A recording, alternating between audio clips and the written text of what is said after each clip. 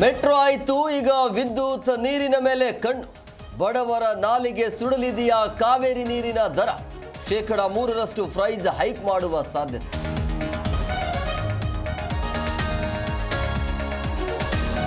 ರಾಜ್ಯದ cyber command mega operation. ಅಮಾಯಕರ ಹೆಸರಲ್ಲಿ 42,000 ಅಕ್ರಮ ಬ್ಯಾಂಕ್ ಖಾತೆ ಪತ್ತೆ.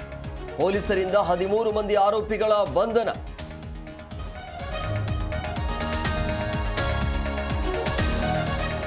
ಸಿಜೆರಾಯ ಆತ್ಮಹತ್ಯೆ ಕೇಸ್ ತನಿಖೆ ಚುರುಕು. ಕಾನ್ಫಿಡೆಂಟ್ ಕಚೇರಿಯಲ್ಲಿ ಅಪಾರ ನೋಟ್ಸ್ ವಶಕ್ಕೆ.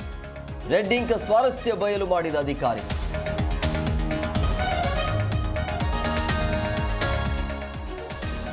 ಧಗಧಗನೆ ಹೊತ್ತಿ ಉರಿದ ಖಾಸಗಿ ಬಸ್. 40 ಪ್ರಯಾಣಿಕರು ಜಸ್ಟ್ ಮಿಸ್.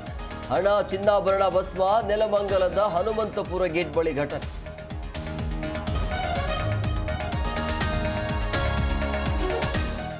ಬೆಂಗಳೂರು ಅಂತಾರಾಷ್ಟ್ರೀಯ ಚಲನಚಿತ್ರೋತ್ಸವಕ್ಕೆ ತೆರೆ.